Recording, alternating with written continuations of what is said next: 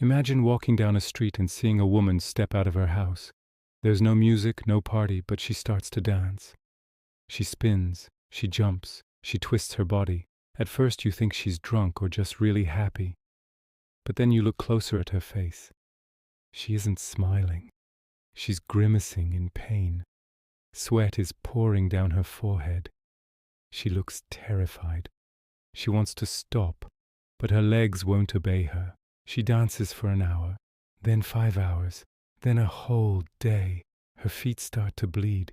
She collapses from exhaustion, sleeps for a moment, wakes up and immediately starts dancing again. And then her neighbor joins her, then another. Within a month, 400 people are dancing in the streets. They are screaming in agony, begging for mercy, but they cannot stop moving. This actually happened. In July 1518, the city of Strasbourg was consumed by the deadliest and most bizarre epidemic in history. It wasn't a virus. It wasn't a bacteria. It was the Dancing Plague. The year is 1518. Strasbourg, located in modern-day France, is a grim place. The summer is brutally hot. The harvest has failed. The people are starving. Syphilis and leprosy are spreading through the slums. The poor are desperate. In this atmosphere of misery, on a Tuesday in July, a woman named Frau Troffea steps into the street. History remembers her name because she was patient zero. Without saying a word, she began to dance. It wasn't a graceful waltz. It was a frantic, jerky movement. Her husband told her to stop. She couldn't. Neighbors came out to watch. Some laughed, some were confused. She danced for 6 days straight, day and night. Think about the physical toll. Try running or jumping for just 1 hour. Now imagine doing it for 144 hours with almost no food or water. But the true horror started when others began to join in. It was like a trance. By the end of the week, 34 people were dancing with her. They weren't dancing together like partners. They were infected by the same compulsion. Their shoes fell apart. Their feet turned into bloody stumps. But the rhythm in their heads wouldn't let them stop. The city council of Strasbourg was terrified. They consulted the local doctors and astronomers. The medical diagnosis they came up with sounds ridiculous to us today, but it was serious science back then. They said the dancers had hot blood. They believed the victims' brains were overheated, and the only way to cure them was to let them dance it out. This was a fatal mistake. Instead of stopping the dancers, the city decided to encourage them. They thought if the people danced enough, the fever would break. They cleared a grain market to make a dance floor. They built a wooden stage. And in the worst decision of all, they hired professional musicians. They paid pipers and drummers to play music 24 hours a day to keep the people moving.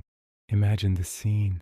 A hot summer night, torches burning, the loud banging of drums, and hundreds of starving, dehydrated people spinning violently, their eyes rolled back in their heads, blood soaking into the wooden stage. It wasn't a cure. It was a death sentence. The music didn't help. It acted as a contagion. Seeing the spectacle and hearing the rhythm caused more people to fall into the trance. The crowd grew to 400 people. The cure backfired instantly. The dancers weren't recovering. They were dying. Historians from the time reported that at the height of the plague, up to 15 people were dying every day. They died from heart attacks, strokes, dehydration, pure physical exhaustion. Some reportedly broke their ribs and kept moving. Some foamed at the mouth. It looked like a scene from hell. The city council realized their mistake. They banned the music. They tore down the stage. But it was too late. The city was in a panic. They believed they were cursed. They shifted from a medical explanation to a religious one.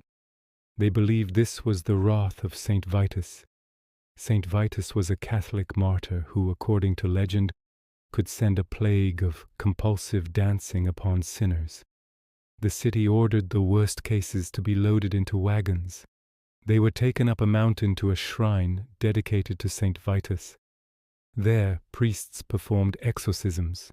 They gave the dancers small crosses and red shoes sprinkled with holy water. Surprisingly, for some, this actually worked. The belief that they were being cured by the saint was enough to break the psychological trance. So, what actually happened in 1518? Modern science has two main theories.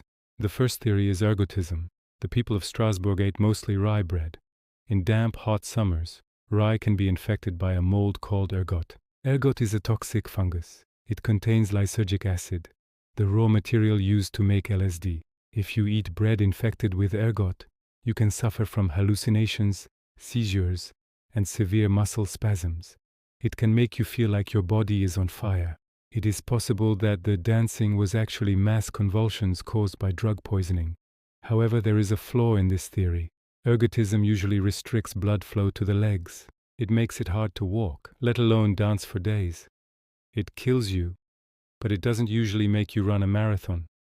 The second and more likely theory is mass psychogenic illness, also known as mass hysteria. When a group of people is under extreme psychological stress, the mind can break. Strasbourg in 1518 was the perfect storm for this. The people were starving. They were terrified of the plague. They believed in demons and curses. When Frau Troffea started dancing, she entered a dissociative trance to escape the misery of her reality. The human mind is powerful. If you believe you are cursed by Saint Vitus and you believe the symptom is dancing, your body will force you to dance. It is a subconscious contagion. We see this in history all the time. The Salem witch trials, the Tanganyika laughter epidemic of 1962, where schoolgirls couldn't stop laughing for months. The Dancing Plague was a collective nervous breakdown of an entire city. By early September, the mania faded. The survivors were weak and traumatized. The dead were buried. Strasbourg went back to normal, but the memory of that summer remained. It serves as a terrifying reminder of the power of the human mind. We like to think we are in control of our bodies, but under the right pressure, fear can become contagious. It can make us see things that aren't there. It can make us do things we can't stop.